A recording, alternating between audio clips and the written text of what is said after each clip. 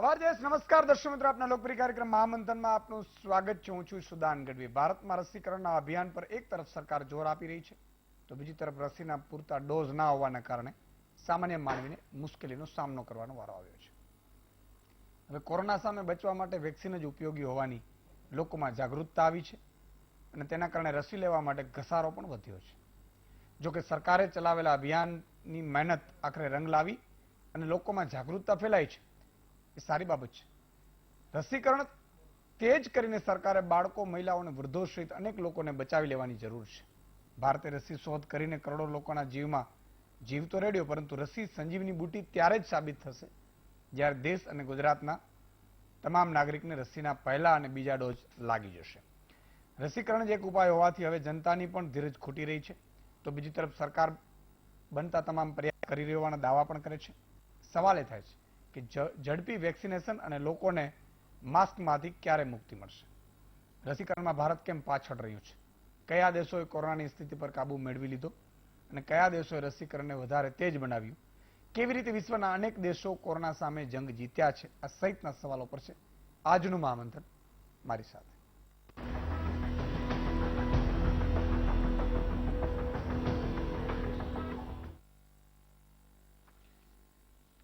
મિત્રો વીટીવી ની સામે ગોઠવાઈ ગયા છો, મને પૂરો વિશ્વાસ છે. આજે શરૂઆત કરતા પહેલા જ્યારે પોતાના જાય એની પીડા બહુ હોય. આજે અમારા જ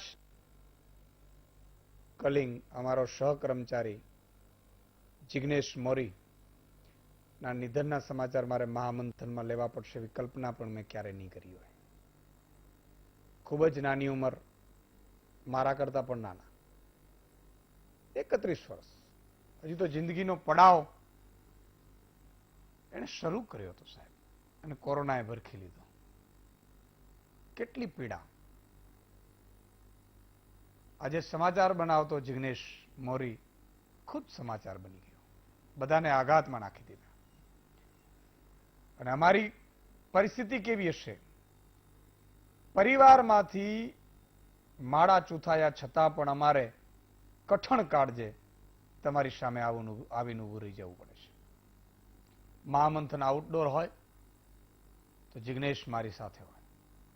દરેક લાઈવ જેટલા પણ પ્રોગ્રામો થાય, એક જ વાત, સાહેબ થઈ જશે. હવે એ શબ્દ મને કાને નહીં પડે. આજે ભગવાન એમના આત્માને શાંતિ આપે, પરંતુ આજે હસતો ખેલતો ચહેરો અમારી વચ્ચેથી દુનિયા છોડીને જતો રહ્યો.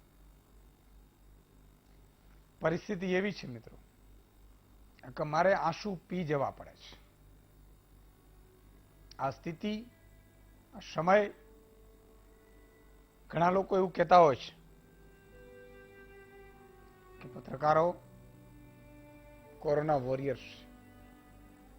અમને કોરોના વોરિયર્સ કહે કે ન કહે એનાથી ફરક નથી પડતો, પણ અમારા માળા ચૂંથાય નહીં એટલું જ બહુ કાફી છે. આજે 31 વર્ષની નાની ઉંમરમાં કોરોનાની જંગ સામે જિગ્નેશ હારીને અમને તોડી નાખ્યા. વધારે તો શું કહી શકીએ? આજે માત્ર વીટીવી નો પરિવાર, સંભાવ પરિવાર, ટોપ FM નો પરિવાર નહીં, ડિજિટલ વીટીવી નો માત્ર પરિવાર નહીં, આખા મીડિયા જગતમાં શોક ફેલાયો છે. અને છતાંય અમે તમારી વચ્ચે ઉપસ્થિત રહ્યા છીએ. આપણે બધાએ પ્રાર્થના કરીએ કે જિગ્નેશને ભગવાન, જિગ્નેશની આત્માને શાંતિ અર્પે અને કુદરત હવે તો કેર બંધ કર. ફરીથી એક વાત, દરેક પેકેજો બનાવતા, પ્રોડક્શનનો સંભાળતો જિગ્નેશ આજે પોતે પ્રોડક્શન બની. વધારે બોલી નહીં શકું, મારે ફરીથી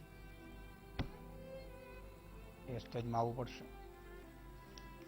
આ સ્થિતિ છે. દુનિયાને એટલા માટે કે અમારે અમારા છોડીને તમારા માટે લડવાની વાત છે. કેટલી બધી સાવચેતીઓ રાખી છે. અને એક પરિવારમાંથી જ્યારે માળો ચૂંથાય એની યાદો મહિનાઓ સુધી રહેતી હોય, પરંતુ અત્યારે તમે સોશિયલ મીડિયા ખોલો એટલે શાંતિના તમે જુઓ તો ખરો કોરોનાએ શું હાલત કરી. 2020 કહેવાતું હતું કે બહુ ખરાબ છે, પણ 2021 ની શરૂઆત હજી તો મે માં પહોંચ્યા છીએ. એને કેટલાને ભરખી દીધા સાહેબ. આજે સોનલમાં માતાજી જેમણે ભેડિયો આપ્યો હતો અને મહેર સમાજમાં મહેર સહિત 18 જ્ઞાતિઓમાં પૂજાતા માતાજી તરીકે પૂજાતા પુતિયાઈમાં નેરાણા ધામમાં જ્યાં સોનલધામ પોતે બનાવ્યું, આખી જિંદગી એમણે ભક્તિ કરી, એવા પુતિયાઈમાં પણ આપણી વચ્ચે નથી. પંચમહાભૂતમાં વિલીન થયા અને ઈશ્વરને એ આત્મા મહાન આત્મા પરમાત્મા સાથે ભળી ગયા. મિત્રો, કેટલું કઠિન કાળજું રાખવું ખબર નથી પડતી.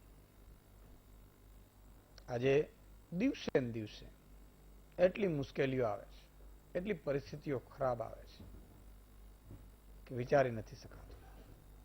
ગામડાઓમાં ક્યાંકથી કોઈ વાત થાય તો અમારા ગામમાં 5 યુવાનો મૃત્યુ પામ્યા, 2 પામ્યા. ક્યાંય કોઈ ઓક્સિજનની કમી, ક્યાંય વેન્ટિલેટર, ઇન્જેક્શનો. એ પરિસ્થિતિ સામે તો લડશું આપણે, પરંતુ જ્યારે જિંદગીની બાજી કોરોના સામે બધા હારે છે ત્યારે ખરેખર એવું લાગે છે કે બહુ ચંદ કિંમત છે કાયાની, આ શરીરની. ક્યારે કઈ ઘડીએ છોડી દેવું પડશે એ ખબર નથી. અને ત્યારે એક શબ્દ મને હંમેશા યાદ આવે છે, એટલે નેતા અને અધિકારીઓને ખાસ કહું છું, એને સમર્પિત કરું છું કે જૂઠી રે કાયા રાણી જૂઠ ન બોલીએ, જૂઠી રે કાયા રાણી જૂઠ ન બોલીએ, વઢશે તને તારો ઘડનારો. આજે જે રીતે બેફામપણે જૂઠ કેટલાક બોલતા હોય છે અધિકારીઓ, આંકડાઓમાં, ફલાણામાં, ઢીકડામાં, ત્યારે મારે એને કહેવાનું કે કુદરતના દરબારમાં તમારે મારે પણ જવાનું છે. ખબર નહીં સમય ક્યારે હશે. મિત્રો, એક બીજી વાત કેવી છે તંત્રને કે વાવાઝોડાની આગાહી છે. 18 મે વાવાઝોડું ત્રાટકવાની સંભાવનાઓ છે.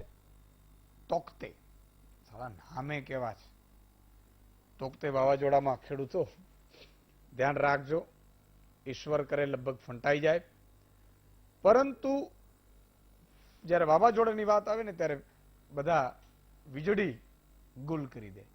પણ અત્યારે જ મારે એક મિત્રનો ફોન આવ્યો, મને કે સુદાનભાઈ એક અપીલ તમે કરજો આ પીજીવીસીએલ અને વીજળી તંત્રને જ્યાં પણ હોય, યુજીવીસીએલ ના કચ્છમાં બધે સૌરાષ્ટ્રમાં કે જ્યાં પણ દક્ષિણના છેડા હોય, કારણ કે અત્યારે વેન્ટિલેટર, ઓક્સિજન બાટલા હોસ્પિટલોમાં દર્દીઓ છે, એટલે જનરેટરની વ્યવસ્થા એક કરી લે અથવા તો કરાવી દે સરકાર, એવી એક ડિમાન્ડ છે.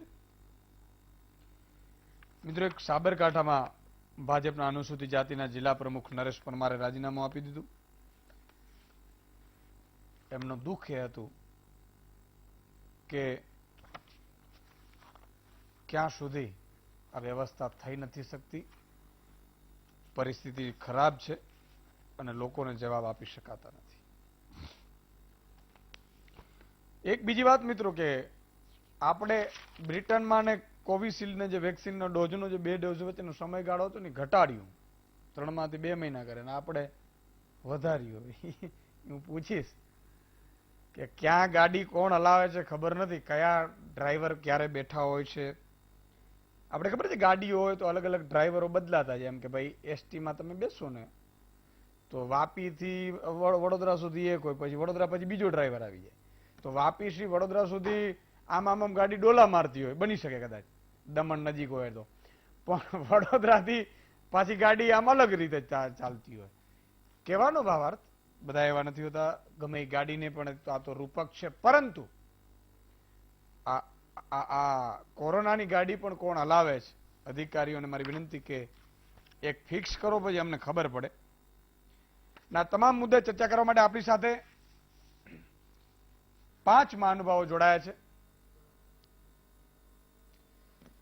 ડોક્ટર હેમંતભાઈ ભટ્ટ છે, ભાજપના નેતા છે. ડોક્ટર હિમાંશુભાઈ પટેલ કોંગ્રેસના નેતા છે. ડોક્ટર જીતેન્દ્રભાઈ પટેલ એમડી ફિઝિશિયન આના, ડોક્ટર મિતાલીબેન વસાવડા અને મનસ્વી થાપર, તમામનો ખૂબ ખૂબ સ્વાગત છે. સમજવાની કોશિશ જીતેન્દ્રભાઈ આપણાથી કરીશું કે આ વેક્સિન કઈ સ્પીડમાં ચાલી રહી છે, કેવી રીતે ચાલી રહ્યું છે અભિયાન, ક્યાં સુધી થઈ રહી એવી શક્યતાઓ છે. કારણ કે હવે ત્રીજો વેવ, આ બીજા વેવમાં હજી પૂરું નથી થયું અને બીજા વેવે ધોળા દિવસે તાળા દેખાડી દીધા અને પરિસ્થિતિ એવી કરી, લગભગ કોઈક એવો પરિવાર હશે સાહેબ કે એના સવા સંબંધીઓ આ દુનિયા છોડી ન ગયા હોય. બહુ પરિસ્થિતિ ખરાબ છે. તો અત્યારે તમારું શું મત છે? કયા ગતિએ, મંથર ગતિએ, બુલેટ ટ્રેનની ગતિએ કે ટ્રેનની ગતિએ કઈ રીતે ચાલી રહ્યું છે અત્યારે, અને ક્યાં સુધી શક્યતા છે, શું કરવું જોઈએ સરકાર? થેન્ક યુ ઈશુદાનભાઈ ઇન્વિટેશન બદલ. અને આ એક ખૂબ અગત્યનો અને ખૂબ જરૂરી પ્રશ્ન છે અત્યારના સંજોગોમાં, કે જે અત્યારે આપણે પરિસ્થિતિનો સામનો કરી રહ્યા છે. એ પરિસ્થિતિમાંથી ઝડપથી બહાર આવવા માટેનું જો કોઈ એકમાત્ર ઉપાય હોય તો એ વેક્સિનેશન છે. ઉપરાંત આપણે જે કોરોના સામેના પ્રોટેક્શનના જે 3 મુખ્ય સૂત્ર છે, કે social distance, mask and sanitization, જે આપણે ઓલમોસ્ટ 1.5 વર્ષથી કરતા આવ્યા છે. સો વેક્સિનેશન ડ્રાઈવ એક જ માત્ર ટૂલ છે કે જો એ જેટલું ઝડપથી આપણે કરીશું તો એ આપણે હર્ડ ઇમ્યુનિટી તરફ આપણે જેટલા ઝડપથી જઈશું તો જ આપણે માસ્ક મુક્તિ કે જે વેક્સિનેશનથી લોકોનું જે પ્રોટેક્શન છે એ આપણે મેળવી શકીશું. હવે અત્યારના સંજોગોમાં આપણે 1 મેથી 18થી ઉપરની ઉંમરના લોકોનો પણ ડ્રાઈવ સ્ટાર્ટ કરેલો છે. બટ ધ રિયાલિટી જે આપણે અત્યારે ફેસ કરી રહ્યા છે કે લોકોને વેક્સિન નથી મળી રહ્યા, અથવા કોવિન કે એની આરોગ્ય સેતુ એપ પર જ્યારે રજિસ્ટ્રેશન લોગિન કરે છે તેમાં સર્વરના ઇસ્યુઝ આવે છે કે રજિસ્ટર નથી થયેલું. There is A over booking in almost ઘણા બધા પાર્ટ્સ ઓફ ધ ઇન્ડિયામાં જોવા મળી રહ્યા છે. હવે એના બેઝિક રીઝન છે વેર વી આર લેકિંગ. તો હાલના સંજોગોમાં અત્યારે એટ પ્રેઝન્ટ ઇન્ડિયામાં જો ટોટલ જે વેક્સિનેશન અપાઈ ચૂકે એનું સ્ટેટિસ્ટિક્સની વાત કરું તો 3% of the population A fully vaccinated છે, જેને 2 ડોઝ મળી ગયેલા છે, એન્ડ 10% ઓફ પોપ્યુલેશન જેને પ્રથમ ડોઝ મળેલ છે. સો આંકડાની રીતે વાત કરીએ તો નિયરલી 17 થી 18 કરોડ લોકોને અત્યાર સુધી વેક્સિન મળી ગયું છે. હવે જો આપણું જે પોપ્યુલેશન છે એનું 70% પોપ્યુલેશન જો આપણે વેક્સિનેશન ડ્રાઈવથી કવર કરીશું તો જ આપણે કોરોના મુક્ત કે કોરોના મુક્ત દેશમાં ના લિસ્ટમાં આપણે ઝડપથી આવીશું અને આપણે આપણા મિત્રો કે આપણા સિટીઝન્સને બચાવી શકીશું. હવે આ વેક્સિનેશન ડ્રાઈવ આપણે કેટલો ઝડપથી કરવો જોઈએ, એમાં આપણે કયા કયા મુદ્દાઓ પર ધ્યાન આપવું જોઈએ. તો એક તો જે ઓરિજિનલ સ્ટ્રક્ચર્સ ડિઝાઇન કરેલું વેક્સિનેશન ડ્રાઈવનું, કે સ્ટાર્ટિંગ ફ્રોમ હેલ્થ વર્કર, પછી સિનિયર સિટીઝન, પછી 45 to 60 અને નાવ 18 to 44. સો એમાં જે 18 to 44ની જે અત્યારે રિક્વાયરમેન્ટ છે, nearly 96 crore population belongs to 18 to 44 age group. એની સામે આપણું પ્રોડક્શન જે છે એ 18 કરોડની આસપાસ છે. So nearly we have to 5 times productions કે સપ્લાય એટલો થવો જોઈએ તો જ આપણે આ ટાર્ગેટ એચીવ કરી શકીશું. હવે રિયલ સિનારીઓ જે અત્યારે છે, હાલમાં પર ડે આપણે 25 લાખ ડોઝ મેન્યુફેક્ચર કરી શકીએ છીએ, જેની રિક્વાયરમેન્ટ છે 69 lakhs પર ડોઝ. તો આ રીતની જો ઝડપ રહેશે 25 લાખ પ્રોડક્શનની, તો આપણે જે 2021 જાન્યુઆરીમાં હાર્ડલી 30% ઓફ પોપ્યુલેશન આપણે કવર કરી રહીશું. અને જો આમાં કોઈ સુધારો નહીં કરીએ તો આપણું ટાર્ગેટ જે 70% ઓફ પોપ્યુલેશનનું છે એને એચીવ કરતા 2023 થશે. 2023 યસ. સો જે ખૂબ ધીમું કહેવાય. તો આને પહોંચી વળવા માટે આપણે શું કરવું જોઈએ? તો આપણું જે મેન્યુફેક્ચર કેપેસિટી છે એને 100% સુધી લઈ જવી જોઈએ. આપણી પાસે અત્યારે અવેલેબલ 2 વેક્સિન, કોવિશિલ્ડ ને કોવાક્સિન છે, અને ત્રીજું વેક્સિન જે ઇન શોર્ટ ટાઈમ ઝાયડસનું છે, જાયકોવિડ, એ પણ અવેલેબલ થઈ જશે એકાદ મહિનામાં. અને રિસેન્ટલી રશિયાથી પણ સ્પુટનિક વેક્સિન પણ આપણે એપ્રુવ થઈ ગયું છે, અને એનો 150 lakhs dose while already delivered in India. So beside that, government is continuously trying with another 15-20 companies કે જે different type of vaccines available થાય અને આ ડ્રાઈવ જેટલો ઝડપથી થાય એના હિસાબે આપણે મેક્સિમમ પોપ્યુલેશન કરી શકીએ તો જ આપણે કોરોનામાંથી ઝડપથી રિકવરી કે કોરોનાથી થતા જે બી મુશ્કેલીઓ છે એમાંથી બહાર આવી શકીએ. બિલકુલ. મિતાલીબેન, સમજવાની કોશિશ કરીશું કે બીજા દેશોની કમ્પેરિઝનમાં આપણે કઈ રીતે આગળ વધી રહ્યા છીએ. બીજું, ઘણા દેશો માસ્ક ફ્રી થવા માંડ્યા, ઘણા દેશો 2 ડોઝ લઈ લીધા તો પછી જરૂર નથી પડતી. આપણી સ્થિતિ હવે ખબર નહીં, આ વેક્સિનમાં પણ ગાળામાં પણ પાછા બદલાયા, મારા જેવા તો રહી ગયા. હમણાં વચ્ચે હજી 1 મેં ટર્ન લીધો હતો, પછી કોરોના થયો, એટલે કે સાહેબ તમારે 30 દિવસ પછી લેવી પડે. મેં કીધું વાંધો નહીં, 28 દિવસ નથી થયા ત્યાં તો પાછા ચેન્જ થઈ ગયું. એટલે હવે 6 મહિને પાછો વારો આવે પછી એમ કે 12 મહિના. તો સારું, મારે તો લેવી તો એ વાત લાગી જાય. એટલે આ છે શું હકીકત? રાઈટ. હવે સૌથી પહેલા આપણે વાત જે કરી એ કે બીજા દેશોની તુલનામાં આપણે કેવું કરી રહ્યા છે અને જે કન્ટ્રીઝે માસ્ક મુક્ત થઈ ગયા છે ફોર એક્ઝામ્પલ, એમાં એક એક્ઝામ્પલ છે ઇઝરાયલનો. આટલો નાનો દેશ છે પણ એ લોકોએ બહુ જ સ્ટ્રેટેજિકલી વેક્સિનેશન કર્યું અને આજે એ લોકોએ 50%થી ઉપર 50 to 60% એમનું જે પોપ્યુલેશન છે એને વેક્સિનેટ કરી દીધા છે. Above 60 almost 90% population is vaccinated. અને આઈ થિંક એનું જ ફળરૂપ છે કે આજે એ લોકો અમુક એવા એ લોકોના જે એરિયાઝ છે જ્યાં એમને માસ્ક વગર જવાની પણ છૂટ આપી દીધી છે સરકાર તરફથી. એટલે vaccination is the only solution. In fact even અત્યારના આપણે કદાચ 3% વેક્સિનેશન પર છે, જે ફુલ્લી વેક્સિનેટેડ એડલ્ટ છે કન્ટ્રીમાં, એ 3% આસપાસ છે. આજ અગર આપણે યુએસના સ્ટેટિસ્ટિક્સ જોઈએ તો અરાઉન્ડ 36-39% છે. યુકેમાં પણ ઘણા બધા રિસ્ટ્રિક્શન્સ લિફ્ટ થયા છે, જ્યારે કે એમનું 25 to 30% છે જે ફુલ્લી વેક્સિનેટેડ પોપ્યુલેશન છે. એટલે જેવું આપણે 25%ની ઉપર પણ જઈશું તો ઘણું ખરું જે અત્યારના હેલ્થકેર સિસ્ટમ પર પણ જે લોડ છે એ ઓછો થઈ જશે. એનું કારણ એ છે કે જે બી ફુલ્લી વેક્સિનેટેડ લોકો હશે એ લોકોમાં જે સિવિયર અને ક્રિટિકલ ઇલનેસ છે, જેના માટે આઈસીયુની જરૂરત પડે, જેના માટે ઓક્સિજનની જરૂરત પડે, આવા બધા જે પેશન્ટ્સ છે એનો જે મારો છે અત્યારના એ ઓટોમેટિક ઓછો થશે. અત્યારના સોસાયટીમાં એટલું બધું ટ્રોમા છે, કારણ કે જેમ આપણે ઇનિશિયલી કીધું કે યંગ લોકોની આપણે બહુ જ ડેથ્સ જોઈ છે આ જે વેવ આવ્યો છે એમાં, અને એ સાચે દિલ દહેલાઈ દે એવી વસ્તુ આપણે સાંભળી છે. એટલે એક તો ડેથ્સ જે છે એ પણ ઓછી આવશે, અને અગર એ સાદા ફ્લૂની જેમ થઈને પાસ થઈ જશે તો આપણે બધા જે અત્યારના કોવિડના નામથી આટલા બધા ડરી ગયા છે અને આપણે આટલું બધું જે ફેસ કર્યું છે એ કદાચ આપણે ફેસ કરવાનું આગળ નહીં આવે. બીજી વસ્તુ જે ખાસ અહીંયા કહેવા જેવી છે એ છે કે નેક્સ્ટ જે વેવ આવે છે એમાં એન્ટિસિપેશન એવું છે, જે એક્સપર્ટ્સનો ઓપિનિયન એ છે કે નાના બાળકોમાં આ વખતે એ વેવનું જે ઇફેક્ટ છે સૌથી વધારે લાગશે. એટલે બધા જ જે પેરેન્ટ્સ છે એ લોકો પણ ચિંતિત છે અને ઘણા લોકોના આના માટે ફોન્સ પણ આવે છે. હવે એમાં સૌથી ઇમ્પોર્ટન્ટ વસ્તુ એ છે જે મેં આઈ થિંક નોટિફિકેશન પર સાંભળ્યું કે 12 યર્સ અને અબવના જે બાળકો છે એમને આઈ થિંક વેક્સિનેશનની પણ છૂટ ધીમે ધીમે આવવાની છે.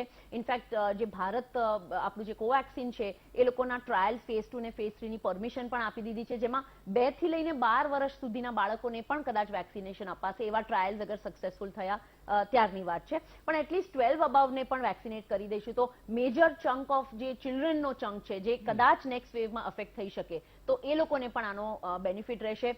બીજી વસ્તુ, જેવી ઓવરઓલ વેક્સિનેશન આપણી વધી જશે અને જો આપણે 30%ની પણ ઉપર જતા રહીશું, આઈ અન્ડરસ્ટેન્ડ કે 60-70% જઈશું તો we will be really in a good zone, પણ ઇવન 30 અબાવ આપણે અગર કરી લઈશું તો એ આપણા માટે એઝ અ નેશન બહુ જ અગત્યનું એક સ્ટેપ રહેશે. બીજી એક ઇમ્પોર્ટન્ટ વસ્તુ, સેકન્ડ વેવ માટે પણ એક્સપર્ટ્સે કહેલું હતું કે સેકન્ડ વેવ આવશે, એના માટે પૂરતી તૈયારી કરવી, વેક્સિનેશન વધારવું, બટ વોટ એવર રીઝન્સથી નથી થયું, એની ઉપર આપણે કર્ટન પાડીએ. પણ થર્ડ વેવ આવવાની જે સંકેતો છે અને જે એના પ્રેડિક્શન છે એને આપણે કૃપા કરીને અવોઇડ ના કરીએ, અને જે પણ સ્ટેપ્સ લેવાના હોય, જે વસ્તુનું આયોજન કરી રાખવાનું હોય એ વસ્તુ આપણે પહેલાથી જ યોજી શકીએ. આ વખતે એવી મારી ઈચ્છા છે કે એવું થાય. બિલકુલ.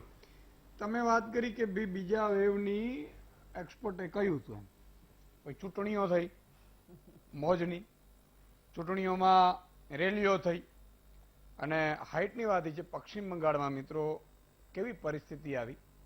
આવતીકાલથી પશ્ચિમ બંગાળમાં લોકડાઉન લાગુ પડે છે. શું પડે છે? લોકડાઉન. બરોબર સાંભળજો પાછા, તમે બધા ભૂલી બહુ જાઓ પાછા, તકલીફ એ પડે છે. અને મદ્રાસ હાઈકોર્ટ એવું કહ્યું કે ભાઈ આના માટે આવા માટે ચૂંટણી પંચ જવાબદાર છે. ખરેખર ચૂંટણી પંચના અધિકારીઓને હત્યાનો કેસ દાખલ કરવો જોઈએ, પણ ચૂંટણી પંચ ઘણા એમ કે ભાઈ લોકશાહી બચાવવા ફલાણું ઢીકડું, આ બધા ખબર નહીં ક્યાંથી ભણીને આવતા હશે. બહુ આમ બહુ હોશિયાર હશે એમ વોટ્સઅપ યુનિવર્સિટીમાંથી ભણીને નીકળેલા પ્રાણીઓ એને એ ખબર નથી કે માની લો ગુજરાતમાં તો 3 મહિના આપણે ઠેલવી દીધું હતું, ત્યાં લોકશાહી ન નડી. ગુજરાતમાં સ્થાનિક સ્વરાજ્યની ચૂંટણી જે ટર્મ પૂરો થતો હતો 3 મહિના ઠેલવી દીધી હતી આપણે. ગાંધીનગર કોર્પોરેશનની ઠેલાઈ ગઈ. અને એક કહેવત છે કે કેનાર તો એવા પાછા સાંભળનારે પાછા એવા. હા, બહુ સાચી વાત છે, બહુ સાચી વાત છે, બહુ સાચી વાત છે. આ છે ને એ ભ્રમિત થયેલા લોકો હોય છે સામાન્ય રીતે. પણ ખેર અલ્ટિમેટલી પશ્ચિમ બંગાળમાં સાહેબ મૃત્યુ આંક પણ ગજબનું વધ્યું. અને હાઇટની વાત એ થઈ કે ગંગામાં મૃતદેહો તર્યા છે એ વાત અલગ છે, પણ અમુક લોકો 2015ની પાછી તસવીરો શેર કરે છે ખોટી રીતે બદનામ કરવામાં. આ પણ ખોટું છે. જો આઈટી સેલ બધા પ્રકારે બધી જગ્યાએ કામ કરે છે. પાછું હું વારંવાર કહું છું કે તમારે અત્યારે બચવાનું કેનાથી છે? એક કોરોનાથી બચવાનું, એક કોરોનાથી બચવાનું છે, બીજું પોલિટિકલ પાર્ટીના આઈટી સેલથી બચવાનું. તમારા વોટ્સઅપમાં આવે નહીં, તમારે શેર નહીં કરવાનું જે આવવું હોય એમ. ઘણા લોકો એમ કે આને ગંગાજીમાં જો લાશો મૃતદેહ તળ્યા છે, હકીકત છે. અને ભાસ્કરે, દૈનિક ભાસ્કરે તો ત્યાં રિપોર્ટ પણ કર્યો કે 2000થી વધુના મૃતદેહો છે. પણ કેટલીક તસવીરો એવી પણ વાંચી હતી કે જે 2015ની હતી, એ પણ શેર કરવા માંડે. એવું ન કરવું જોઈએ. સચ્ચાઈ છે એ હકીકત છે. એમાં કોઈ સરકાર વિપક્ષને બદનામ આ તે કરવાનો કોકનો એજન્ડા હોય તો એ પાપના ભાગીદાર બનશો. બીજું વાંધો નથી મારે. અને વીટીવીના દર્શકો તો કમસે કમ પાપના ભાગીદાર ન બને. બાકી બીજાને જે બનવું ભલે બને, એમાં કઈ વાંધો નહીં. બધાને આપણે પછી એવું ન કરી શકીએ. ભગવાન રામ પણ બધાને સુધારી નથી શક્યા. મનસ્વીજી, તમારી પાસે આવવા માંગુ છું અને ફોન લાઈન પણ મિત્રો ખોલીશું. आप तो वैसे घर में है तो मास्क उतार दीजिए, कोई वो टेंशन की बात नहीं है. पण ईशुदान भाई, टेंशन की तो बहुत बात है. हाँ बिल्कुल बात है, बिल्कुल बात है. तो कैसे चल रही है अपनी गाड़ी? बुलेट ट्रेन चल रही है या कौन सी ट्रेन चल रही है पता नहीं चल रहा है, तो जरा दर्शकों को बताइए. सबसे पहले तो जिग्नेश भाई की जिस तरीके से मृत्यु हुई है कोविड के कारण, बहुत ही दुखद बात है. वीटीवी के दर्शक, आपका वीटीवी परिवार, उनके परिवार को भगवान ताकत दे, उनकी आत्मा को शांति मिले. जिस तरीके से कोविड का हाल है, एक तरीके से हम कह सकते हैं कि जो मिसमैनेजमेंट है इसमें, देखिए पहली वेव जो थी, हम ईशुदान भाई कह सकते हैं कि ये हमारे हाथ में नहीं थी. पर दूसरी वेव जो आई है, ये पॉलिटिकल पैंडेमिक है. पहला पैंडेमिक विश्व का पैंडेमिक था, हमारे देश में आया. दूसरा पैंडेमिक जब आता है विश्वदान भाई, जब दूसरी वेव आती है, पॉलिटिकल पैंडेमिक है. अब इसके दौरान, दूसरी वेव के दौरान हमारे बीच में क्या हुआ है? प्रधानमंत्री जी की बात इलेक्शन कमीशन भी नहीं सुनता. प्रधानमंत्री जी बोलते हैं कि 2 गज की दूरी जरूरी है, पर इलेक्शन कमीशन बोलता है इलेक्शन जरूरी है. सीधी बात, उनका अंडरस्टैंडिंग क्या है कि देश में इलेक्शन नहीं होगा तो देश रुक जाएगा. जान जाए या ना जाए, पर इलेक्शन होना जरूरी है. किसी भी तरीके से हमको इलेक्शन लड़ना जरूरी, ये हमको समझ आ गया. उसी हिसाब से हमने देखा कि गुजरात में महानगर पालिकाओं के किस तरीके से इलेक्शन हुए. वहां पे आप बता दीजिए, दोनों मेरे मित्र यहाँ पे कांग्रेस और बीजेपी के, इनके किसी भी नेताओं ने, इनके कार्यकर्ताओं ने कभी भी मास्क पहना हो, और दोनों ही पॉलिटिकल पार्टियां जिम्मेदार है, और सारी पॉलिटिकल पार्टियां जिम्मेदार है. क्योंकि जब जनता देखती है अपने लीडर्स को, वहां पे उनको दिखता है कि ये लोग मास्क नहीं पहनते तो हम लोग क्यों पहने. पर हम लोगों को पहनना जरूरी है, क्योंकि हम कार में हैं, हम सरकार में नहीं है. और इसी हिसाब से अगर मैं आप बात करूं, संवेदनशील देश जैसे होते हैं, इजराइल 60% वैक्सीन कर चुका है, यूके 55% वैक्सीन कर चुका है, बहरीन 50% कर चुका है, यूएसए 45% वैक्सीनेशन कर चुका है, जर्मनी 35% वैक्सीनेशन कर चुका है, फ्रांस 29% वैक्सीनेशन कर चुका है, ब्राजील 20% के आसपास वैक्सीनेशन कर चुका है. और हमारे देश में अभी तक जो वैक्सीनेशन हुई है वो 10% हुई है, और उसमें से 3% टोटल 2 डोज मिले हुए. और अभी अगर मैं बात करूं ये परसेंटेज के हिसाब से, क्योंकि जो पैंडेमिक है वो परसेंटेज के हिसाब से कैलकुलेट होगा. वो कितनी पॉपुलेशन को हमने वैक्सीनेट किया उससे फर्क नहीं पड़ता. अब हमारा जो वैक्सीनेशन पॉपुलेशन के हिसाब से ईशुदान भाई हम करने जाएंगे, तो हमने दुनिया में सबसे ज्यादा वैक्सीनेशन की है यूएसए के बाद में. पर सवाल ये है, पर उसका परसेंटेज जो है वो 10% है, और 2 वैक्सीन जिनको मिली है वो 3% लोग हैं. और आज के समय में हम किसको इसमें जिम्मेदार करें? हम जिम्मेदार किसी को करें या ना करें, उससे भी ऊपर उठ चुके हैं.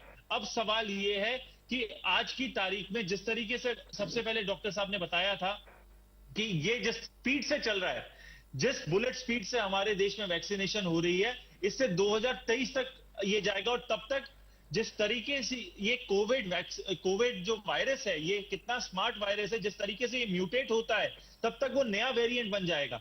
क्या हमारे पॉलिटिशियंस कोविड वायरस के जैसे स्मार्ट हैं कि नहीं है?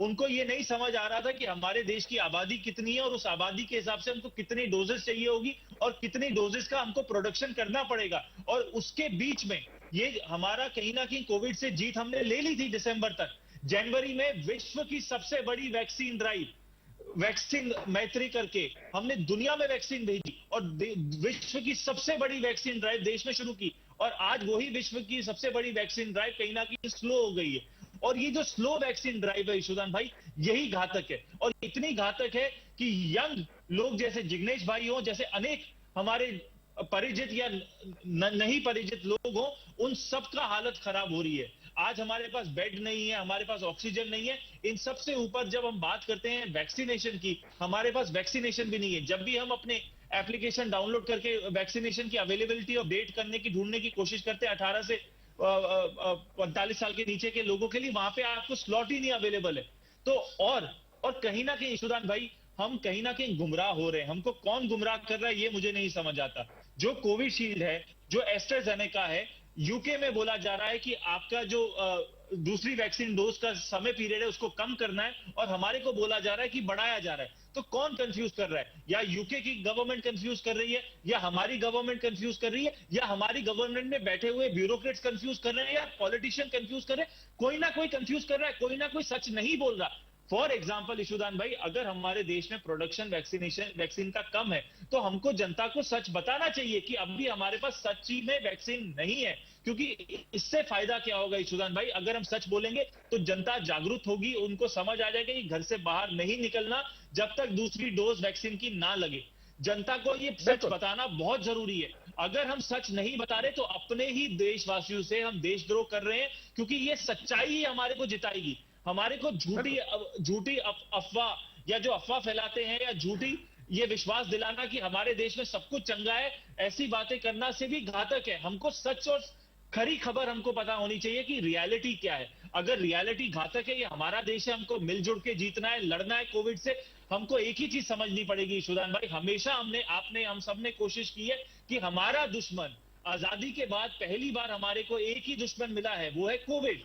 आप सारी पार्टियों को हाथ जोड़ के विनती करता हूं, एक साथ होकर कोविड से लड़ने की तैयारी करो, क्योंकि दुश्मन यहां पे बीजेपी वर्सेस कांग्रेस नहीं, कांग्रेस वर्सेस बीजेपी नहीं, सिर्फ एक ही है, कोविड-19। कोविड-19, कोविड 20, 21, 22 ना हो, इसको रोकने की हमको तैयारी करनी चाहिए। और एक और चीज मैं कहना चाहता हूं, जिस तरीके से ईशुदान भाई जो पॉलिटिकल पैंडेमिक बन रहा है, ये सब पॉलिटिशियंस ने मिलजुल कर इस आपदा को अवसर बना दिया है।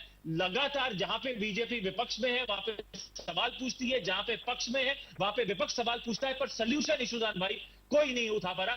मरता कौन है ईशुदान भाई? भारतीय मर रहा है। कोई बीजेपी का वोटर या कांग्रेस का वोटर या किसी वोटर नहीं मरता, मरता एक भारतीय है। और उस परिवार से हमको पूछना चाहिए, जिस परिवार को वैक्सीन नहीं मिली, बेड नहीं मिला, ऑक्सीजन नहीं मिला, वो मरता है तो वो किसके पास जाए? अब हमारी सरकार, अब मैं एक ही चीज ईशुदान भाई कहना चाहता हूं, हमारी गुजरात की सरकार जो दुनिया में सबसे बड़ी बड़ी चीजें कर सकती है, चाहे वो दुनिया का सबसे बड़ा स्टैच्यू हो, दुनिया का सबसे बड़ा स्टेडियम हो, और जिसने दुनिया की सबसे बड़ी पॉलिटिकल पार्टी को भी जन्म दिया एक तरीके से मैं कहूं गुजरात में, क्योंकि जनसंघ में जब कहीं सीटें नहीं थी तो गुजरात में थी।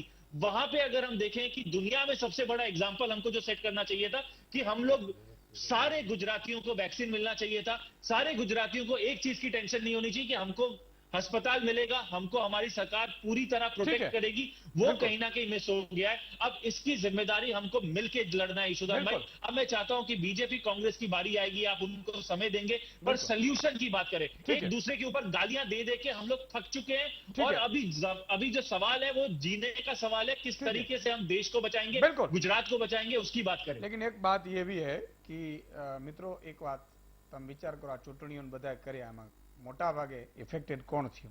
પોલીસે ફરજ બજાવવી પડે, સરકારી કર્મચારીઓ, ક્લાર્કથી માંડીને શિક્ષકોથી માંડીને બધાએ ફરજ બજાવવી પડે।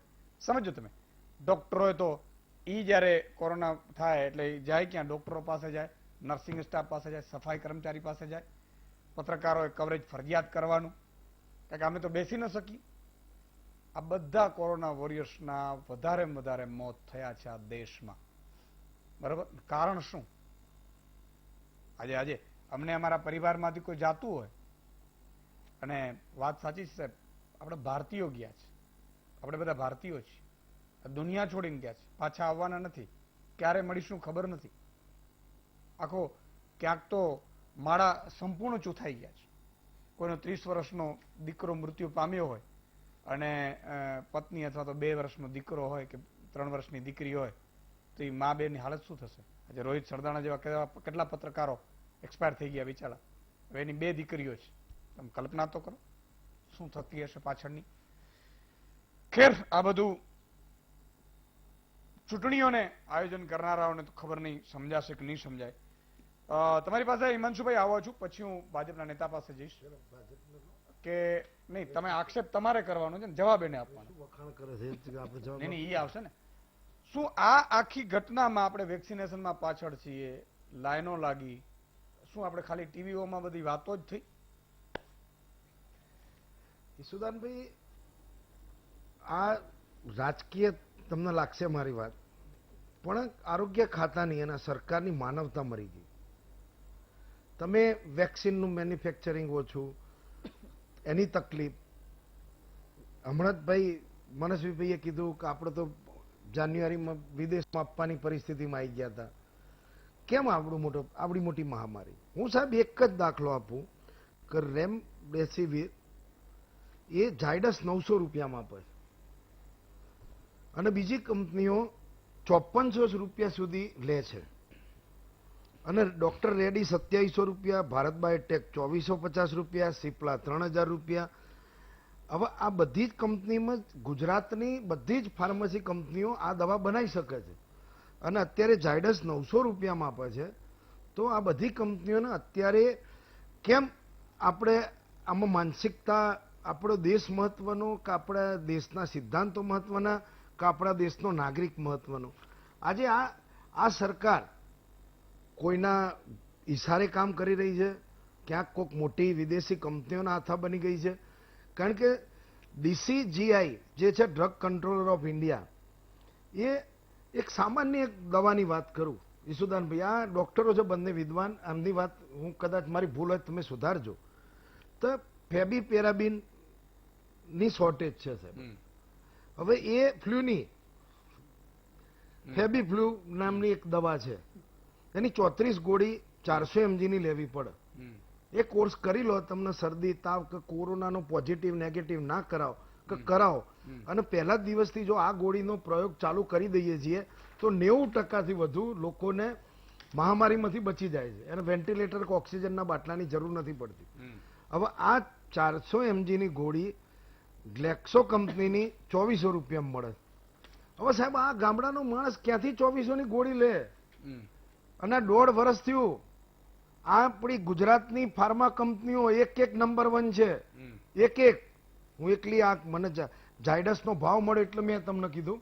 બાકી ઘણી બધી મોટી ગુજરાતની, આપણા ગુજરાતની જે વાતો કરીએ છીએ, આપણું ગુજરાત, ગૌરવંતું ગુજરાત, નંબર 1 ગુજરાત, મોડલ ગુજરાત, અને આજની નહીં, ગુજરાત એ મેડિકલના મેન્યુફેક્ચરિંગ ફાર્મામાં વર્ષોથી નંબર 1 છે.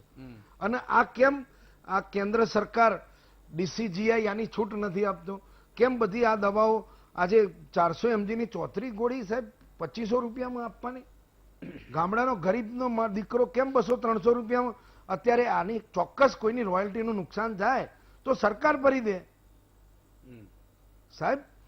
આટલી માનવતા એક ગોળી તમે તમે જાઓ સાહેબ ઈશુદાનભાઈ, તમે મેડિકલ સ્ટોર ઉપર જઈ અને ત્યાં આવતા જે પ્રિસ્ક્રિપ્શન લઈને આવે છે એમની વેદનાનું જુઓ તમે. સામાન્ય દવા નથી. મેડિકલ સ્ટોરો વાળા બી બિચારા જાણે કોઈ ઓળખીતા ના આપે એ રીતે આપવી પડે છે. અને કેમ આ ગુજરાતની બધી કંપનીઓ લાચાર થઈને, ગુજરાતની ફાર્મસી કંપનીઓ, મોટી દિગ્ગજ કંપનીઓ કે જે આખા દુનિયાના દવાઓ આપે છે, એવું આપણા નેતાઓ બોલે છે, પણ એમને છૂટ નથી આપતા, માત્ર કાયદો આગળ ધરીને. અને આજે રેડી છે આ ગોળી કેમ ના?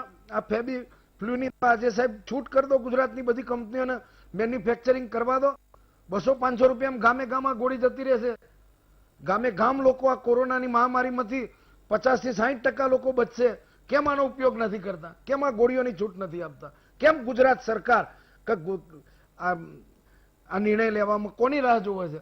બીજો સાહેબ, આ 108ની લાઈન, હોસ્પિટલની લાઈન, રેડ મેસિવરની લાઈન, ઓક્સિજનની લાઈન, સ્મશાનમાં લાઈન, આજે વેક્સિનની લાઈન જો સાહેબ, કેવા નાટકો. તમે ઓનલાઈન બુકિંગ કરાવો, તમે ડ્રાઈવ થ્રુ વેક્સિન લો. સાહેબ, જ્યારે અંગ્રેજો હતા ને ત્યારે બી આ ડોક્ટર સાહેબોને તો ખબર હશે, ઇન્ફ્લુએન્ઝા પેન્ડામિક હતો અને જેને સ્પેનિશ ફ્લૂ થી ઓળખાતો 1918 થી 1920માં માણસ ઉભો ઉભો મરી જતો હતો. અને ત્યારે અંગ્રેજો આપણે ગુલામ હતા, ત્યારે પણ કોઈ ભારતીયને મરવા નતા દીધા અંગ્રેજોએ, ગુલામી હતા તોય. અને આજે આપણે આટલી બધી બળાઈઓ મારીએ છીએ, એક પણ બાબતમાં તમે મને કહો આ મહામારી આવી, પહેલો કેસ આવ્યો ત્યાં દિન સુધી. હું આપના માધ્યમથી વિનંતી કરું છું સાહેબ, કોઈ રાજકારણ નથી કરતો, અત્યારે કોઈ ચૂંટણી નથી ઈશુદાનભાઈ, અને તમને હું લાખ લાખ અભિનંદન આપે કે તમે લોકોની વેદનાને વાચા આપો છો. મારા કોઈ મત નથી જોતા. આ સરકારે શું કર્યું પ્રજા કલ્યાણનું?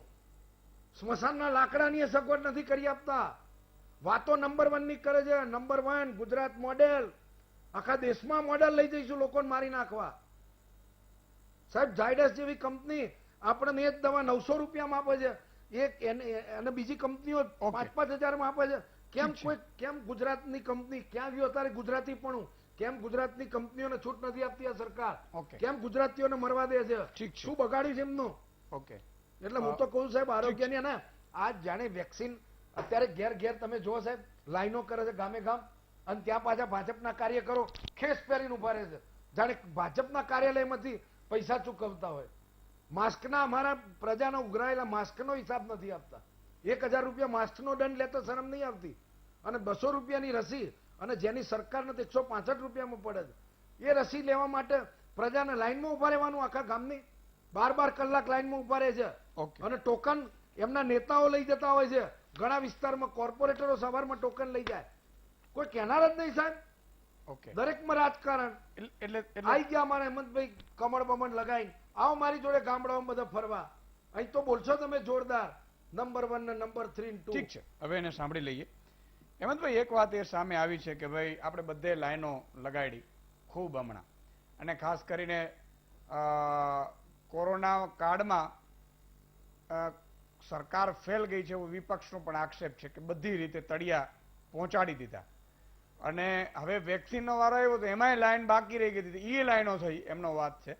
અને ક્યાંય કોઈ વસ્તુ પૂરી નથી થઈ. પાછું એવું કહે છે કે ભાઈ ભાજપના નેતાઓ ખેસ પહેરીને ઉભા રહી જાય છે, ફોટા પડાવે. અચ્છા, વેક્સિન આપતા ફોટા પડાવે છે. જી હેમંતભાઈ.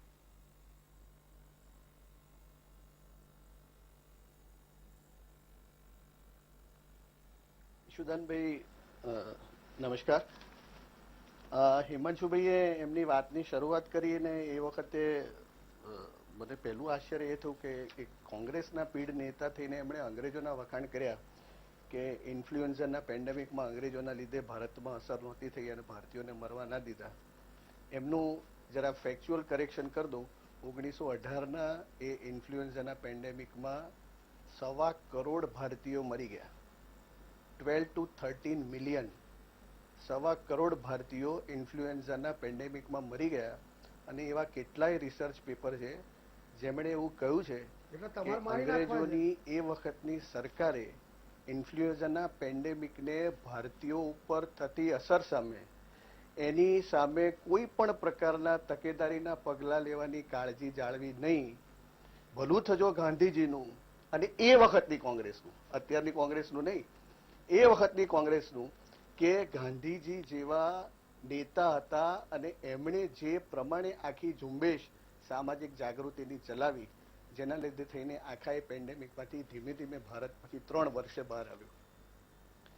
બીજી બાબત, જ્યાં સુધી વેક્સિનેશનની થઈ ત્યાં સુધી ઈશુદાનભાઈ મનસુબીએ સાચી વાત કરી કે એબ્સોલ્યુટ નંબર્સમાં ભારતે આ આખા વિશ્વમાં 16મી જાન્યુઆરીથી શરૂ કરીને આ 114 દિવસમાં કદાચ ફાસ્ટેસ્ટ વેક્સિનેશન 18 કરોડ કરતા વધારે લોકોનું કર્યું છે.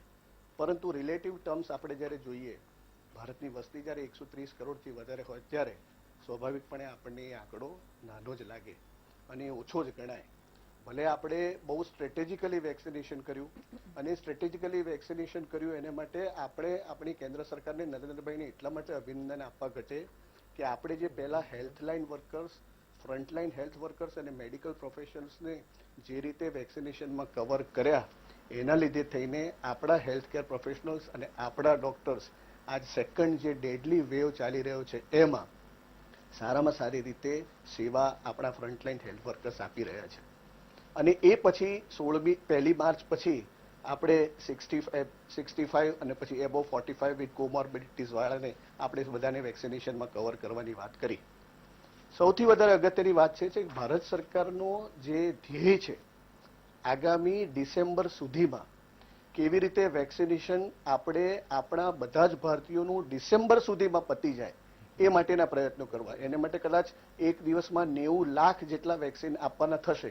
એને માટેનો આપણે સ્પેક્ટ્રમ વધારવો પડશે અને એ ધ્યાનમાં રાખીને જ ભારત સરકારે હવે પછીના વેક્સિનેશનમાં 1 મે પછીમાં 50% વેક્સિનેશન સેન્ટર પોતાની જાતે જે રીતે સ્ટેટ્સને સપ્લાય કરે છે depending upon the prevalence of the covid infection in the state.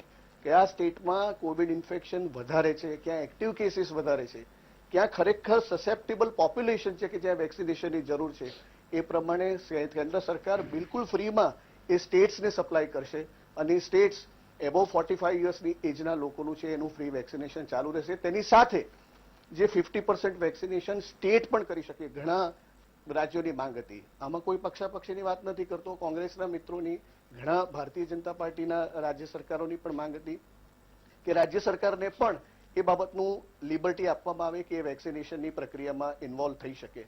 અને એના લીધે થઈને હવે 50% વેક્સિનેશન માટેનું પ્રોક્યોરમેન્ટ એ સ્ટેટ્સ કરી શકશે. પ્રાઇવેટ કંપનીઝ, ફાર્માસ્યુટિકલ કંપનીઝ હોય કે હોસ્પિટલ્સ હોય કે જે લોકો વેક્સિનેશન પ્રોવાઈડ કરી શકે એ કરી શકશે. એટલે આપણે વેક્સિનેશનનો વ્યાપ વધારવા જઈ રહ્યા છે. અને એ રીતે જોતા મને એવું લાગે છે કે સિરમ ઇન્સ્ટિટ્યૂટે એવું કહ્યું છે કે ઓગસ્ટથી એનું વેક્સિનેશનનું પ્રોડક્શન મહિનાનું 10 કરોડ કરતાં પણ વધારે કરશે કે ભારત બાયોટેક છે એ 7.5 કરોડથી વધારે કરશે. અને કોવિશિલ્ડ આપણને ડિસેમ્બર સુધીમાં 75 કરોડ જેટલી વેક્સિન મળવાની છે. કોવેક્સિન આપણને 55 કરોડ જેટલી મળવાની છે. બાયો ઈ સબ યુનિટ છે 30 કરોડ મળવાની છે. ઝાયડસની 5 કરોડ, નોવાવેક્સની 20 કરોડ, નેઝલ વેક્સિન જે આવી રહી છે એ 10 કરોડ, એમઆરએનએ વેક્સિન જે જીનોવાની આવી રહી છે એ 6 કરોડ અને સ્પુટનિક જે ડોક્ટર રેડ્ડીઝ અહીંયા બનાવવાની જે પ્રોડક્શન એના 15.5 કરોડ, એટલે લગભગ 216 કરોડ જેટલા ડોઝીસ આપણને ડિસેમ્બર સુધીમાં પ્રાપ્ત થાય એ પ્રમાણેનો સરકારનો પ્રયત્ન છે. સરકારે એ પણ કહ્યું છે હમણાં જ જે આપણું national technical advisory group of immunisation છે, નતાગી જેને કહીએ છીએ આપણી જે સંસ્થા છે, એણે રેકમેન્ડ કર્યું કે પહેલા ડોઝ અને બીજા ડોઝની વચ્ચે હવે 12 થી 16 અઠવાડિયાનો ગાળો રાખવો જોઈએ. એ આખી જે પ્રક્રિયા છે એ ડાયનેમિક પ્રોસેસ છે. સાયન્ટિફિક સ્ટડી પછી લેવાયેલો નિર્ણય છે. લેન્સેટ જેવી બહુ જ જેનું વધારે પ્રમાણમાં પ્રેસ્ટીજ છે, પિયર રિવ્યુડ જર્નલ છે મેડિકલમાં, એ લેન્સેટે પણ એવું કહ્યું છે કે જો કોવિશિલ્ડના 2 ડોઝની વચ્ચે 3 મહિનાનો ગેપ રાખવામાં આવે તો એની ઇફેક્ટિવનેસ વધે છે. એક વખત ફર્સ્ટ ડોઝ કોવિશિલ્ડનો આપ્યો હોય એ પછી એનું કવરેજ 76% જેટલું છે. એટલે એવું જરાય મનમાં રાખવા જેવું નથી કે બીજો ડોઝ 3 મહિના જેટલો મોડો લેવાથી કદાચ મારી ઇમ્યુનાઇઝેશનની જે ઇફેક્ટ આવી જોઈએ એ ઓછી થશે, એવું પણ નથી. એટલે એ બધી રીતે જોવા જાઓ તો મને એવું લાગે છે કે ભારત સરકારનો જે કેન્દ્ર સરકારનો જે ધ્યેય છે, ખાસ કરીને આપણું યંગર પોપ્યુલેશન છે, 15 થી 44 વર્ષની એજની વચ્ચેનું 94 કરોડનું જે પોપ્યુલેશન છે, એ કેમ કરીને ઝડપથી વેક્સિનેશનમાં કવર થાય એ પ્રમાણેના ક્રાંતિકારી પગલાં લેવાયા છે. મને આશા છે કે આમાં કોઈ પણ પ્રકારની રાજકીય નીતિ કે દ્રષ્ટિકોણને ન તમારી સરકારે આ જે ઇમ્યુનાઇઝેશન પ્રોગ્રામ છે એને આવનારા દિવસોમાં જોતા રહેવું જોઈએ. પહેલા 28 દિવસ કીધા, એની રસીના 48 દિવસ કીધા, એની રસીના 60 દિવસ કીધા. અત્યારે છેલ્લી તમારી લેટેસ્ટ જાહેરાત આ તમારી સંવેદનશીલ સરકારની 12 વીક. અરે યાર, શું તમે આ કઈ આ મેડિકલ, તમે તો ડોક્ટર છો કે ભાજપના પ્રવક્તા છો? એ સ્પષ્ટતા કરો. તમે ડબલ બોલો છો. એક બાજુ ડોક્ટર તરીકે બોલો છો, એક બાજુ ભાજપની પૂનાવાલાનું પ્રોડક્શન, પૂનાવાલા જેને રસી શોધી એને તમારી સરકાર પ્રોટેક્શન નહીં આપી શકતી. ઉઘાડો પાડી તો ફાંસી ચડાવી. બોલી લેવા દો. શું કરો છો? એ પારસી પરિવારે ના પાડી મને બોલી તો લેવા દો. વેક્સિન નથી પણ લેવી. એમને હું જવાબ તમા- આપી લે જવાબ આપી લે. અરે પણ અને આ બધું કોઈ તમે નથી આપતા. તમારી આદર્શ સરકાર હિમાંશુભાઈ પેટ્રોલ 30 રૂપિયાનું 100 હિમાંશુભાઈ. રૂપિયા આલીએ છીએ. અરે આ ભાઈ, જે હિમાંશુભાઈ, રૂપિયાનો tax એનો indirect જવાબ લઈ લઈએ હિમાંશુભાઈ. જીએસટી ભરીએ છીએ. હિમાંશુભાઈ આપણે આ રીતે ચર્ચા કરી ખુશાલ જૈન જાણે આ પેન્ડેમિકમાં જાણે મજાથી આવ્યા હોય યાર. આપણે આ રીતે આવી રીતે ચર્ચા કરી એકવાર તમે પાણીનો ઘૂંટડો આપણે પીધો ને જવાબ લઈ શું લો. ગુટલો સારી લઈ લે? જી, જી, આ point ઉપર જવાબ લઈ લે. અને તમે હમણાં આ રીતે અંગ્રેજોની ચર્ચા વાત કરી. કરી પણ ને હિમાંશુભાઈ, અરે એક મિનિટ તમારા નાના ટર્મમાં યાર નથી આક્ષેપો કરે. તમે અરે યાર પહેલી- હમણાં અંગ્રેજોની વાત પહેલી કરી. બાબત એ છે. અરે મેં ઈશુદાનભાઈ. કોંગ્રેસની વાત નથી કરી. પોલિયોમાં અમે ઉભા રહ્યા છીએ. ક્ષયમાં ઉભા શાના રહેતા. માટે? આ પણ શીતળામાં બીજો ઉભા બીજો રહેતા. બીજો જશે. અરે અમે એકલી એક હિમાંશુભાઈ. પેન્ડેમિકમાં ઉભા અરે રહ્યા પણ છીએ. ઠીક છે. ઘેર જઈને રસી આપી છે. ઓકે. તમારી જેમ ઓનલાઈન બુકિંગ નહીં. ઠીક છે. ઘેર ઈશુદાનભાઈ. જઈ જઈને પણ હિમાંશુભાઈ, હિમાંશુભાઈ, એમનો ટર્ન છે. Please maintain આ the તમે decorum. અંગ્રેજો. તમે અંગ્રેજો હિમાંશુભાઈ, બન્યા. એમને તમારો બીજો ટર્ન Please, તમારે બીજો ટર્ન નથી બોલવું. અને તમે અંગ્રેજોની વાવા કરો. બીજા ટર્ન બોલવું નથી તમારે. મૂળ વસ્તુ એવી છે હવે બોલતા નહીં. મૂળ વસ્તુ એવી છે કે આ જે રેકમેન્ડેશન છે એ ભારતીય જનતા પાર્ટીનું સરકારનું નથી, નરેન્દ્રભાઈની સરકારનું નથી. આ મેડિકલ ફિલ્ડમાં જેની ખૂબ મોટી પ્રતિષ્ઠા છે એવી લેન્સેટ જર્નલના સ્ટડીનો અભિપ્રાય છે. જે લેન્સેટ જર્નલમાં એસ્ટ્રાઝેનેકા જે કોવિશિલ્ડ વેક્સિન બનાવે છે Okay. એ એસ્ટ્રાઝેનેકાના સાયન્ટિફિક સ્ટડી એવું કે છે Okay. કે 2 ડોઝની વચ્ચે તમે 12 અઠવાડિયાનું કે 3 મહિનાનું ડિસ્ટન્સ રાખો. તો પહેલો આમાં ભારતીય કોનો જનતા પાર્ટીની અભિપ્રાય? સરકારનો રોલ 28 નથી હિમાંશુભાઈ. કોનો ઠીક છે, અભિપ્રાય? એક નાનકડા વિરામ લઈ લઈએ. આટલા upset થાવ છો. બિલકુલ. કોનો અભિપ્રાય? એક વિરામ લઈ લો મિત્રો, અને ફોન લાઈન ખોલવી છે તમારો મત, એટલે ક્યાંય જાતા નહીં.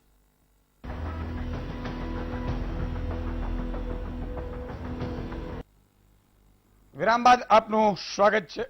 જીતેન્દ્રભાઈ, તો હવે નેક્સ્ટ શું ખરેખર કયા પગલામાં જવું પડે સંક્ષેપમાં?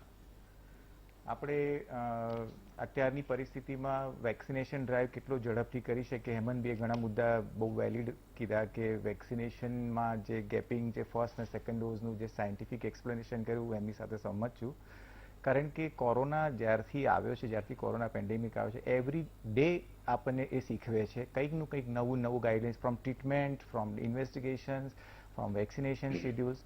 એટલે એક કન્ટિન્યુઅસ રિસર્ચ સ્ટડી છે કે જેમાં એવરી ડે કંઈ ને કંઈ નવી ગાઈડલાઇન્સ આવે છે. એટલે વી as a doctor we are learning every day. ત્રીજો વેવ ક્યારે આવવાની શક્યતા? હા, એટલે ત્રીજો વેવની પણ પોસિબિલિટી છે, પણ એ એવું લાગે છે કે જો વેક્સિનેશન ડ્રાઈવ આપણે ખૂબ ઝડપથી કરીશું તો એ આટલો ખતરનાક નહીં હોય જેટલો સેકન્ડ વેવમાં જે આપણને મુશ્કેલીઓ નડી છે.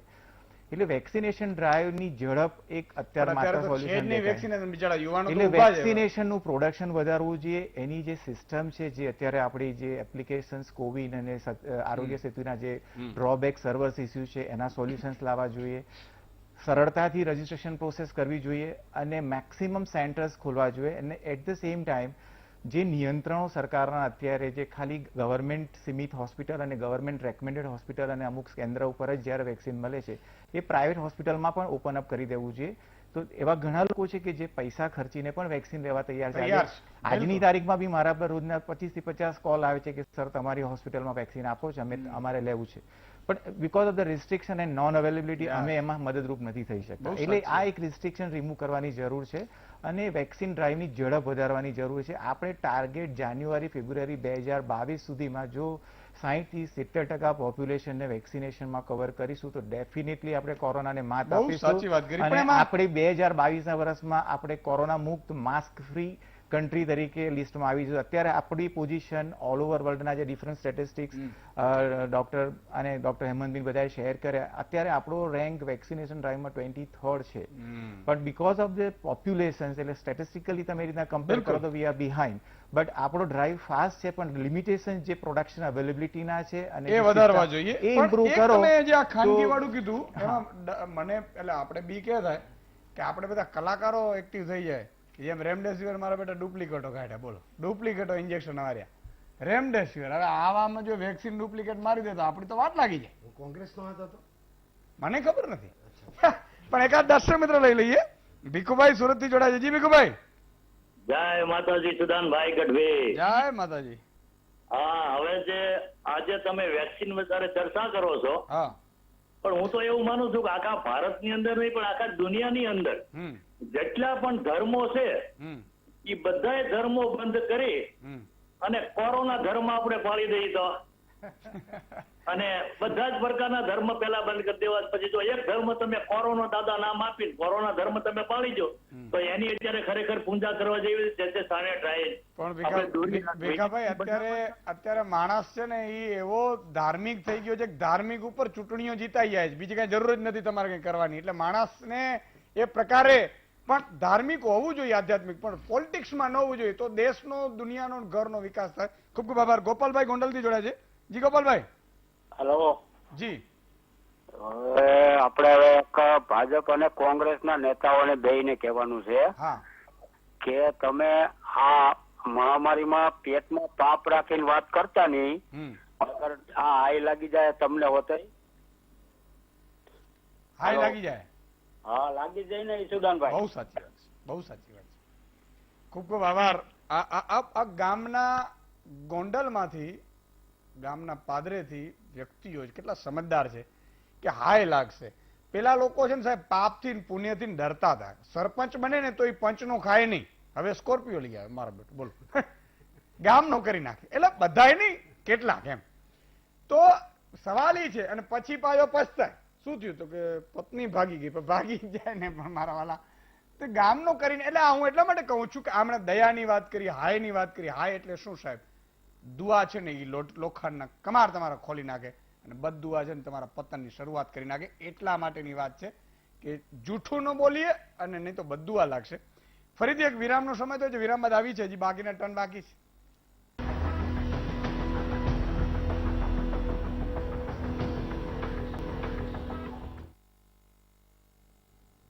વિરામ બાદ આપનું સ્વાગત છે. સવા મિનિટ, 1.5 મિનિટનો ટર્ન છે. મિતાલીબેન. રાઈટ. હવે મેં એટલે જ બિગનિંગમાં એ વાત કરી હતી કે અત્યાર સુધી જે થયું એની ઉપર આપણે પડદો પાડીએ. એનું રીઝન એ છે કે અગર જો આપણે લેન્સેટની વાત કરતા હોઈએ તો 8th મે પર લેન્સેટનું જે એડિટોરિયલ રિવ્યુ છે એમાં આપણા વેક્સિન સ્ટ્રેટેજીને એમના વર્ડ્સમાં હું કહું તો બોચ્ડ એવું કહેવામાં આવ્યું છે. અને જે ઇન્ડિયામાં અર્લી સક્સેસ મેળવ્યો આપણે, અને હું એના માટે ખૂબ જ પ્રશંસા કરું છું જે સરકાર છે કે જે કોઈ અધિકારીઓ એમાં ભાગ ભજવ્યો હતો. અને ઇનફેક્ટ ઇવન પ્રાઇમ મિનિસ્ટરનું કે તે સમયે એમને પુટ હિઝ ફૂટ ડાઉન કરી અને અર્લી લોકડાઉન લાવી દીધું હતું. અને તે સમયે જે મેનેજમેન્ટ હતું તે વખતે ઘણા બધા લોકો એમની ટીકા કરી, બહુ લોકોએ ગાળો આપી કે આના લીધે મજૂરો હેરાન છે, આમ છે, તેમ છે. પણ એ વખતે એ જરૂરી હતું. એ વખતે એવો કડવો ઘૂંટડો હતો કે એના એ પીધા સિવાય કદાચ આ જ સિચ્યુએશન લાસ્ટ યર પણ આવી હોત કે કદાચ આનાથી પણ ગંભીર. કારણ કે તે સમયે ડોક્ટર્સ પણ વેક્સિનેટેડ નહોતા, વેક્સિન પણ નહોતું આવ્યું. એટલે તે સમયે એ ડિસિઝન ખૂબ જ સારું હતું. પણ એટ ધ સેમ ટાઈમ જે અત્યારના હવે રિવ્યુઝ છે વર્લ્ડ પ્રેસમાં, ખાલી હું ઇન્ડિયાની પણ વાત નથી કરી રહી, એ બધા જ રિવ્યુઝ આપણા સામેના છે, આપણા વિરુદ્ધના છે. એટલે આપણે એવું ઇઝીલી એમાં બે વસ્તુ કરી શકીએ આવી જ્યારે આપણી ટીકા થાય ત્યારે, કે એક તો એને આપણે એમ કહીએ કે ભાઈ આ અમારાથી જલે છે કે આ અમારું પ્રશંસા નથી કરતું, સી અમારા નંબર્સ ને આમ ને તેમ આપણે બાના કાઢીએ. અને બીજી છે કે એ ક્રિટિસિઝમને આપણે કન્સ્ટ્રક્ટિવલી લઈએ અને એને જે કોઈ ચેન્જીસ કરવાની જરૂરત છે એ કરીએ.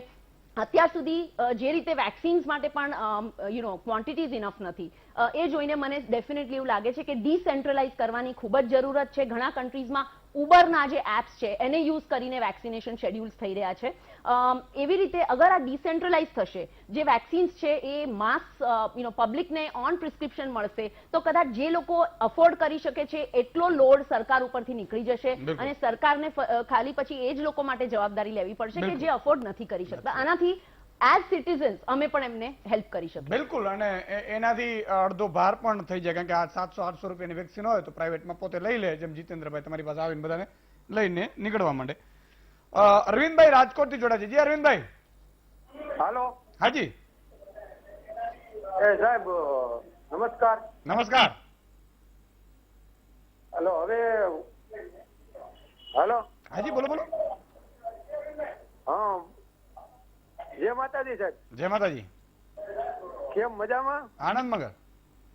હવે વાત ઈ કહેવાની હતી, અત્યારે કોરોના કાળ છે બરાબર. આપણે વર્ષો પહેલા ભામાશા થઈ ગયા હે, તો આ ભારતની કંપની ને બધી ને કયો અત્યારે ભામાશા થઈ જાય બરાબર. પૈસા કમાવાનું કઈ અત્યારે રહ્યું નથી. બહુ સાચી વાત બરાબર છે.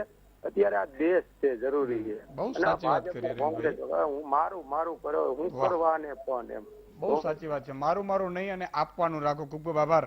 એમણે કીધું ખૂબ મજામાં. આ જયારે જિગ્નેશ જેવા દુનિયાઓ છોડીને એની પીડા છે, બાકી તો કોઈ અઘરું નથી આ સૃષ્ટિ ઉપર. પણ સવાલ એટલો છે, કેટલા લોકોના માળા ચૂથાઈ ગયા હશે. વાત ત્યાં છે, પીડા એની છે અને એ આપણે જોવી પડે છે. હેમંતભાઈ, તમે કઈ કહેવા માંગો છો? તમારો ટર્ન લઈ લો.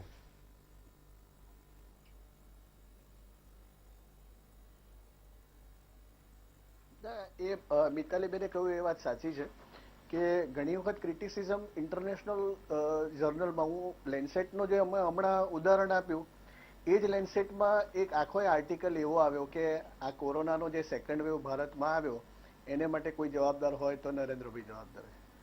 પણ પછી એના તમે ડીપ સ્ટડીમાં જાઓ તો તમને ખબર પડે કે લેન્સેટ જેવી પ્રતિષ્ઠિત જર્નલમાં એ આર્ટિકલ લખ્યો તો કોણે લખ્યો? તો બેન એક હેલેના હુઈ વોંગ, બેઇજિંગની ચાઇનાની એડિટર. હવે એની પાસેથી આપણે શું અપેક્ષા રાખીએ લેન્સેટમાં ભારતને માટે કે નરેન્દ્રભાઈ માટે કોઈ પણ પ્રકારની પ્રશંસા? બીજી એક અગત્યની બાબત કહી દઉં. દેવી શેટ્ટી, ડોક્ટર દેવી શેટ્ટી, ફેમસ કાર્ડિયોથોરેસિક, જીતેન્દ્રભાઈ તો જાણે, મિતાલીબેનને ખ્યાલ, મનસ્વીભાઈ પણ સારી રીતે જાણતા છે.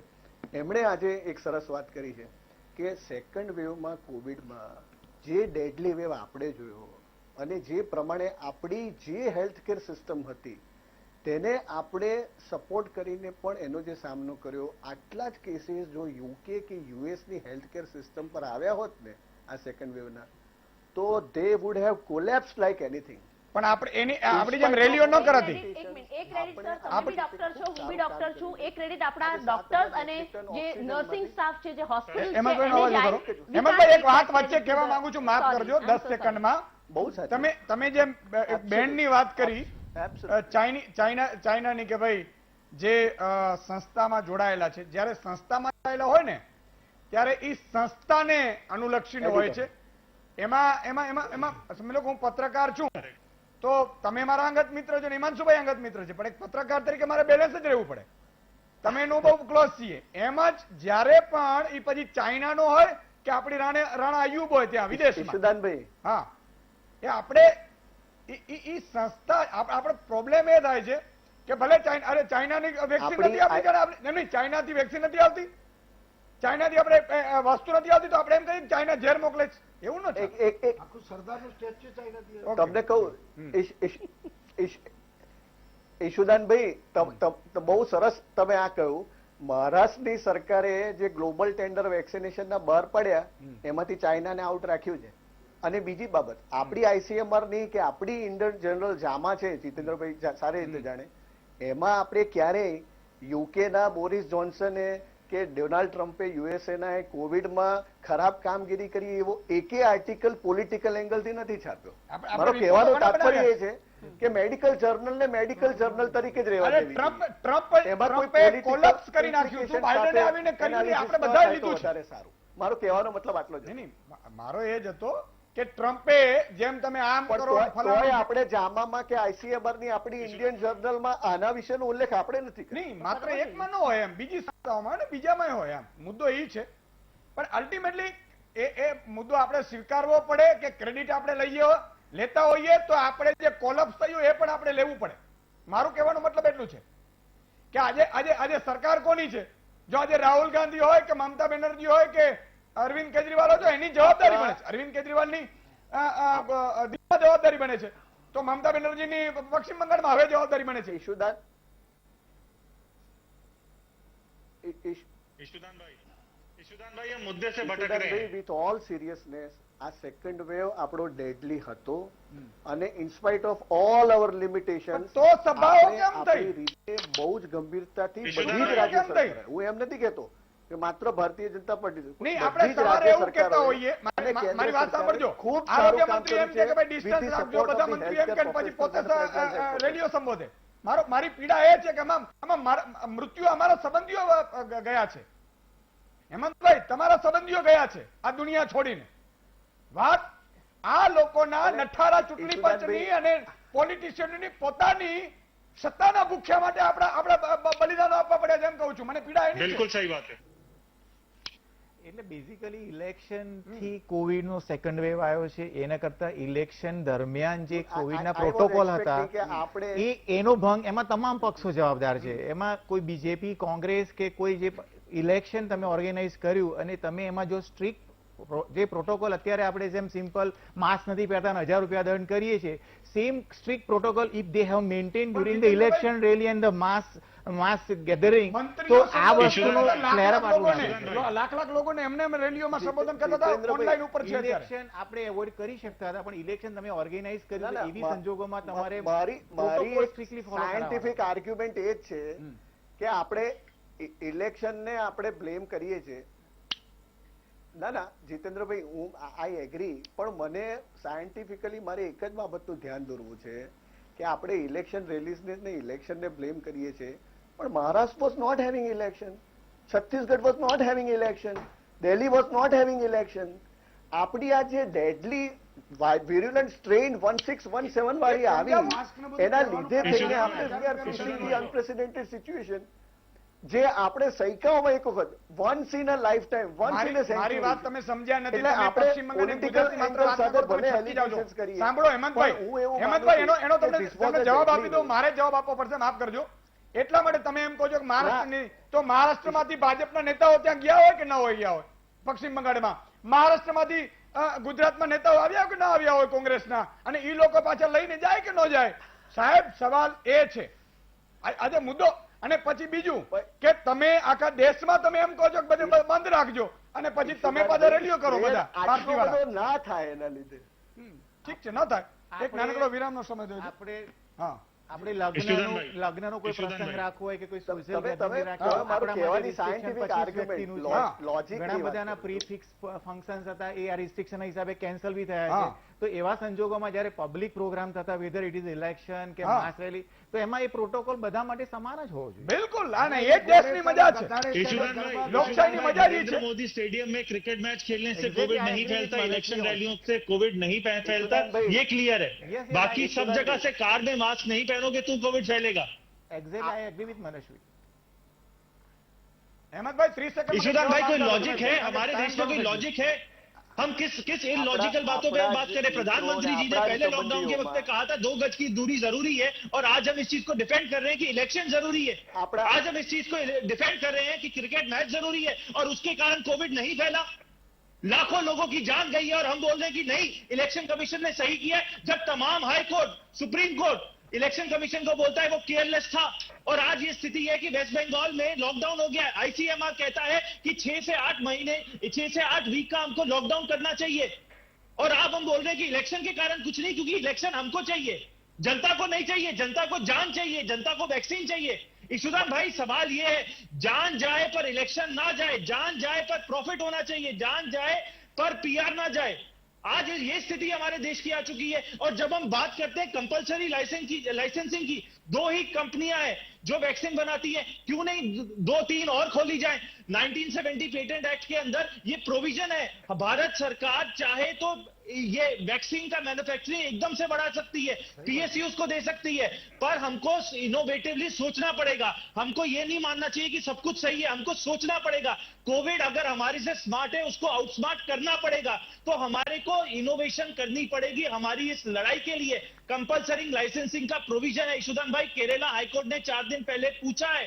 हम लोग WTO में बोलते हैं कि कंपलसरी जिन भी कंपनियों के पास विदेशी ये पेटेंट है वो फ्री लाइसेंस कर दे, ये हम विदेश में जाके WTO में बोलते हैं. और जब हमारे देश में 2 ही कंपनियां बनाती हैं, तो हम क्यों नहीं 2 से 3, 4, 5 कर सके? आज हमारे देश में 130 करोड़ की आबादी है, 2 वैक्सीन चाहिए, 260 करोड़ लोगों को वैक्सीन चाहिए, जिसमें 0 to लेके 90 प्लस के एजेस की लोग आ गए. अब 260 करोड़ की वैक्सीन जो हमको बनानी है, उसके लिए हमको दो कंपनीज के ऊपर निर्भर नहीं रह सकते. जब हम आत्मनिर्भर भारत की बात करते हैं, तो हमको और फार्मा कंपनियों को निर्भर कराना पड़ेगा. और साथ में ईशुदान भाई, जब दुनिया का वैक्सीन हमारा देश बनाता है, दुनिया की सबसे बड़ी फार्मा कंपनीज हमारे देश में है, तो क्या हम कहते हैं कि इसे 2 ही बना सकती है? ये बड़े सवाल है. सरकार को इनोवेट करना पड़ेगा. पर ईशुदान भाई, हम लोग क्या देखते हैं? हम ये सुनते हैं कि इलेक्शन के कारण कोविड नहीं फैलता. हम लोग क्या सुनते हैं कि क्रिकेट मैच के कारण कोविड नहीं फैलता. सवाल ये है, जो राजनीतिक पार्टियां है वो कब रिस्पॉन्सिबल होगी? ये लड़ाई है P वर्सेस P की.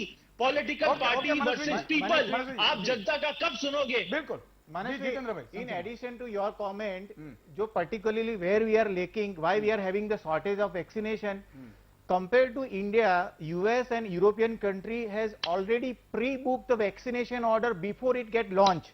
They have booked in April, March 2020, though it's available in लोग- December. ईशुदान भाई, Though हम लोग India, कहाँ busy India थे? has ordered this vaccination in month of January, and it was started in 16. So we are also lagging behind for the pre-book order of the vaccination. बिल्कुल So that's Isudan भाई, why we are इसमें facing the interesting चीज क्या है? shortage. Isudan भाई, okay जो एक doctor minute साहब का ने विराम कहा लो समय है, दीजिए मनस्वी जी, क्योंकि बहुत टाइम बहुत कम है, अभी एक महानुभाव को और भी लेना है। विराम बाद आવીશ।